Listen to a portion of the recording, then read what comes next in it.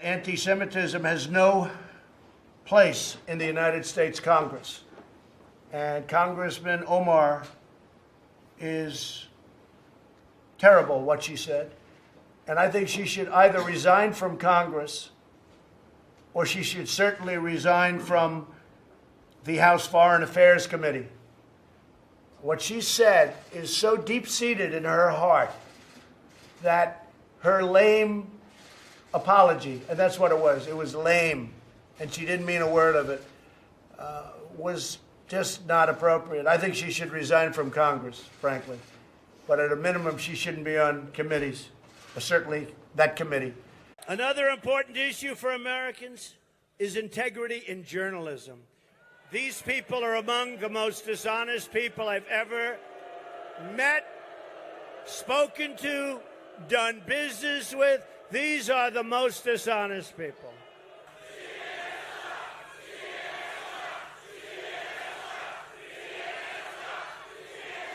So sad. It's too bad those cameras aren't turning around to see this incredible group of people with thousands more outside. Isn't it too bad? They don't do it. But you know, if Hillary speaks and there's 30 people in a line, they say, oh, the crowd is massive. She's never had a crowd like this in her life. President Obama shouldn't be campaigning for any longer. It's really a conflict, right? He ought to be working on jobs, on the border, on building up our military, instead of campaigning for crooked Hillary Clinton. That's what he ought to be doing. He's in North Carolina, but we're going to North Carolina right after this, so. But we have two more today in Florida, and we have massive crowds. There's something happening. They're not reporting it. Katie, you're not reporting it, Katie. But there's something happening, Katie. There's something happening, Katie. A Trump administration will also secure and defend the borders of the United States. And yes, we will build the wall. Thank you. Director Wray, when Orwell first wrote 1984, people were concerned about that dystopian future, what it might mean. Big Brother invaded our privacy, our homes, our communications. But defenders of privacy took some consolation in the fact that the technology didn't exist for two-way TVs, and so much of it seems so futuristic. Now U.S. intelligence agencies have the ability to record and listen to every phone call in the world. We've sometimes collected phone calls from an entire country for an entire month at a time. We even have done it here at home in America. For years, the NSA collected millions of Americans' data without first having an individualized warrant. James Clapper notoriously lied, as we all know, to Congress about this massive surveillance program. He's now paid to deliver highly partisan rhetoric on a left-wing news outlet. Many in the FBI have been accused of bias. Some have been convicted. Some have been let go. McCabe, Klein Smith, Peter Strzok, Lisa Page. So it's kind of hard to argue that somehow we can get people in the FBI that are above bias. It seems to be something that goes with the territory. Maybe it was a bad spate of time where we had a whole bunch of them all at once, but it's a problem. When we investigate a presidential campaign, I think it's important that we realize the potential for bias that exists in the people bringing an investigation forward, but also incredibly important that we should devolve or at least consider using the Constitution and not using warrants that are used on foreigners. So we have two different standards. We have a constitutional standard, which is typically used for Americans, where we use the Fourth Amendment. And the Fourth Amendment says you have to have probable cause, of a crime. The FISA court standard is not a Fourth Amendment. It's an extra constitutional standard. It's less than the Constitution. It's probable cause of being associated with a foreign government. The problem is that when we have presidential candidates, they're all going to have foreign policy advisors. Most of them will have long-standing history in either government of some sort. They'll have people who do talk to foreigners all of the time. So you can see how someone with bias, and I think that's what happened during the investigation that turned out to be untrue on the Russia collusion. So we had a massive investigation of a presidential campaign. And I don't think enough of us have stepped back to say, well, my goodness, should we be using FISA warrants for the Foreign Intelligence Surveillance Court, should we be using that kind of warrant on an American, particularly an American running for office who has all of these contacts? Do you think it's appropriate that we use FISA court warrants to investigate presidential campaigns? What I do think is appropriate is that we use FISA warrants to investigate counterintelligence threats to the United States, as long as it's done consistent with the minimization and querying procedures that are carefully approved. You don't think there was FISA. any problem with this investigation with the Crossfire Hurricane? You think it was all completely appropriate? Nobody in the chain of command was biased, and it just occurred because they were curious?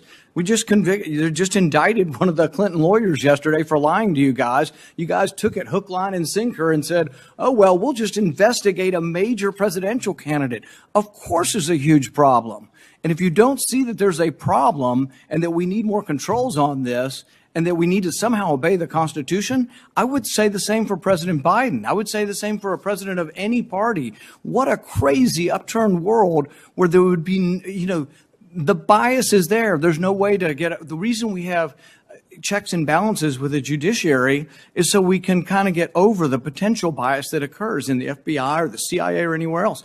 If you don't have to go to a court and you go to a court that doesn't obey the Constitution, that's held in secret, that's not justice, and it's going to be rife for abuse. You don't agree with that? There are parts of what you said that I'd like to weigh in on. So first, as to what happened in the so-called Crossfire Hurricane matter, I would say to you today, and I have said publicly on a number of occasions, that what that Inspector General report describes by certain FBI personnel, I consider to be unacceptable and unrepresentative of the FBI that I see every day, having joined in 2017, and not something that I think can ever happen again. So I want to make sure that you and I are talking not past each other on that. Now, second, I've put in place over 40 corrective measures, everything the Inspector General has recommended, and then some, to make sure that what happened there does not happen again.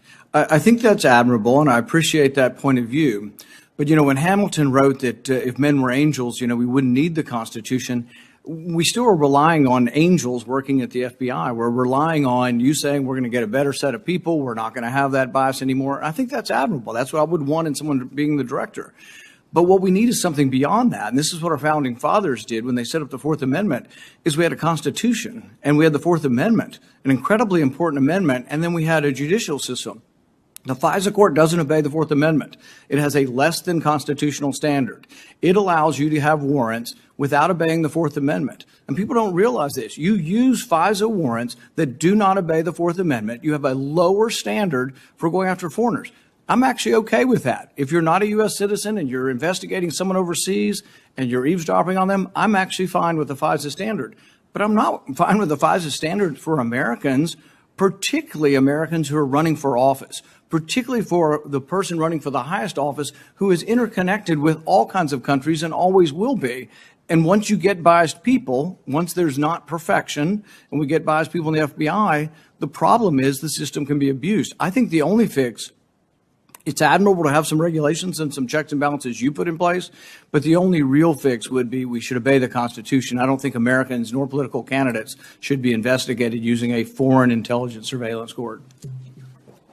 Thank you, Senator, for your kind words about the corrective measures we've put in place. I would say to you that I believe the FISA court operates within the Constitution, so we might have a difference of opinion in how we characterize it. I would also say to you that here, as we sit here 20 years after 9/11, and as somebody who was in FBI headquarters on the day of those attacks and saw the immediate aftermath as we started to reverse engineer what went wrong on 9/11, much has been discussed back in those years about the so-called wall that was built up between law enforcement and intelligence. And a lot of the reforms that have occurred thanks to this Congress, thanks to the courts, thanks to the executive branch, to make sure that there is not a wall between the information sharing that has to occur, has been part of what's kept Americans safe since then. So I would want, of course, to work with you on any ideas that you have, but also to make sure that we don't rebuild the wall that made us all less safe and cost 3,000 innocent lives on the day of those attacks. I Thank you. appreciate your opinion on the FISA court having the same standard as the Constitution. They don't. The Fourth Amendment says you have to have probable cause that someone has committed a crime or is committing a crime. It's a much different standard. The FISA court standard is probable cause that you have a relationship with a foreign government.